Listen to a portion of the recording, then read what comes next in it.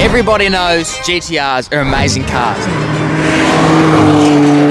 but they have one potentially life-threatening problem that no one ever talks about. And what that is lowering. They hate to be lowered. As soon as you lower them, the wheels go in, and then the high cast rear steering thinks you're turning when you're actually going straight. So if you do a straight line pull without it dialing everything in, getting aftermarket arms, what happens is you'll be driving straight and you start crab walking, and that's not good, is it? It can throw you off the road. So in today's video, we're going to be changing the arms, getting it all locked in, because we've only got 2 days to get it ready before we're racing some other cars on the street, going to car meets, a whole lot of stuff happening this weekend. So we've got 2 days, get it going, get it good. Let's get into it. I just wanna have some fun. Don't tell me what could be done. You know you like it, but it drives me insane. You know you like it, but it drives me insane. You know you like it, but you're scared of the shame. What you want, what you gonna do? Before we do anything, we've got to move my 1995 Nissan Skyline out of the way.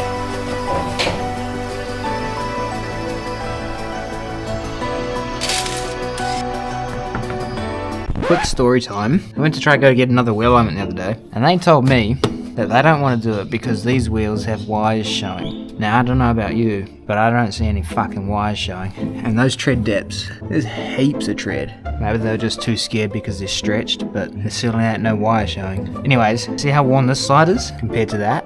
That's from the camber, from the wheel, sitting on an angle like that. So that side's always wearing heaps faster, which is exactly the reason we're putting these bad boys on today. But anyways, here's the stock one, this bad boy here. Something you may notice about them. This one has all these nuts so that you can actually adjust how far that sticks out. In turn would push the top of the wheel out, and then of course straighten the wheel. They say that I'm on the road, baby, I just lost control.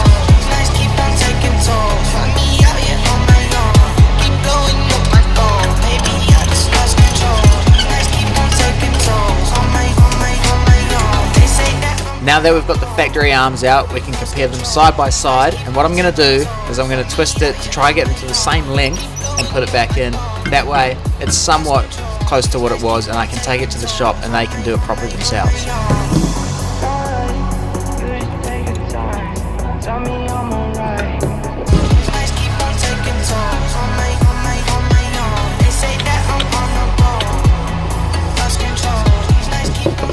I'm pretty happy with that. With those mocked up, it's time to put them back in. And if you guys remember earlier, I said I don't have a lot of time to get this done. And so far, I've done one arm. It's the end of the night, so I've got one more afternoon. So about 2 more hours to get the last 3 arms in and get them in for a wheel alignment before the weekend. It's getting to the point where I'm not sure if I'm going to make it on time. Struggling is not the only thing I'm doing here. I'm also trying to actually line this hole up, and the way to do that is to jack up the hub, and then that'll pull it all in closer and you can line it up better.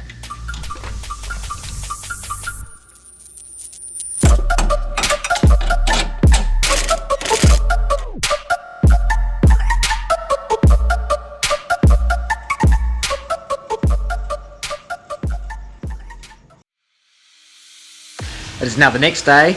My alignment's booked in for tomorrow, so I need to get this done today. I need to do the last camber arm and the 2 fronts, and it's currently 5 o'clock, so the time crunch is on. So we need to get into it, get it done ASAP. I've just discovered something crazy. Tyre shop rejected a wheel alignment the other day because they said there was wires showing. And I looked at that wheel, I'm pretty sure I've showed you, and there was nothing. I just looked at this one. That is crazy. And that's not even on the tread. It's like the stretch is blowing out. Either that or it's been rubbing on something on the car. But that is, it's almost like benched in. Like steps in. And this tyre also has a slow leak, so I'm not going to be putting that back on the car. That is like really dangerous. Good to catch these things, eh?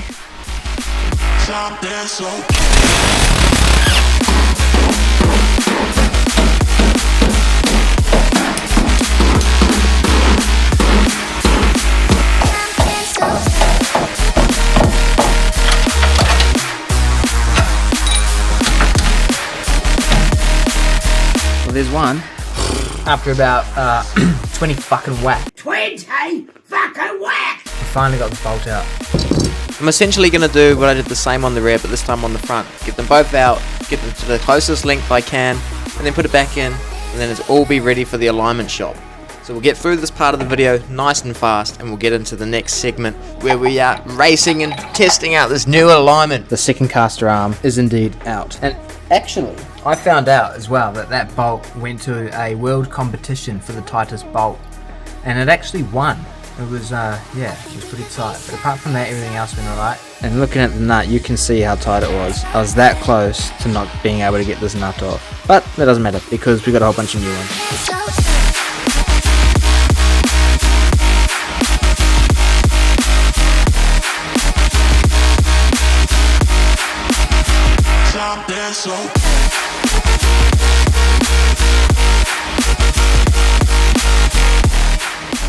And as you can tell by how dark it is outside, we managed to get the car ready and dropped off just in time for a wheel alignment in the morning, and then go for driving that same day. Literally just in time. So we managed to get the car ready just in time, and now we're going to go do our Togue tour. It's going to be like 3 hours of driving, so hopefully it survives the whole thing. That's going to be the next challenge, making sure it doesn't break. We met up with everyone. We met at the gas station so that we're all together. I don't know who the lead car is, but we've got one GTR, a 370, a Pulsar, and some yellow thing. I don't know what it is, but it's pretty cool.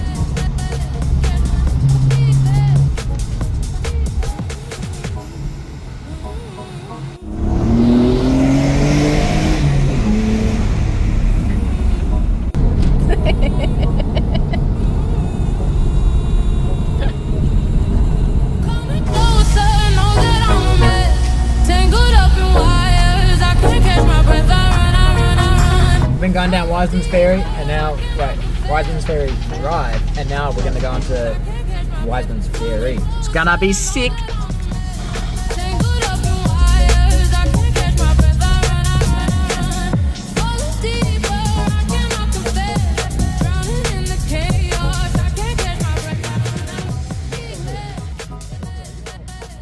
As we pulled off the ferry and got into the car park, there turned out to be a car meet of muscle cars, which is pretty cool to see. We hung around here for a bit, and then we went for our own little spot where we went to go for lunch, and we saw some pretty interesting things on the way.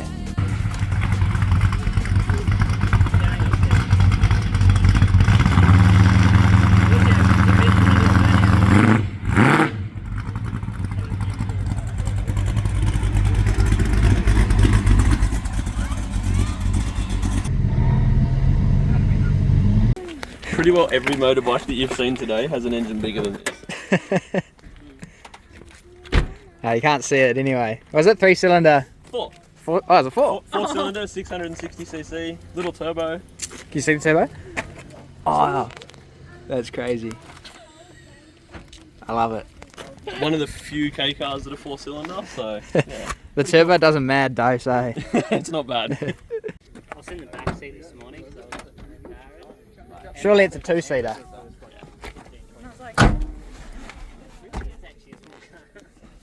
It doesn't feel small. Hey, You reckon? Yeah, Like- it's no different to sort of being in an MX-5 or a Yaris or... you definitely feel close to the roof. Yeah. But that is pretty spacious. That's sick. Hey, A literal barn find. All tagged up. At the pub. at the pub. That's crazy. Oh, thanks, mate. If you're reading this again. We should get Richard to get like, Should ring this come with down here. I need you to read something, mate. Bombaclat. That's crazy. There's a lot of penises on here.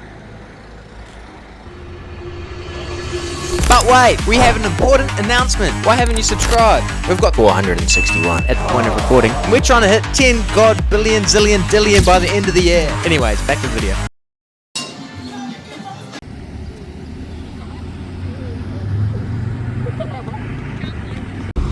Finished up the pub. had a little beverage, and then we go to the next stop.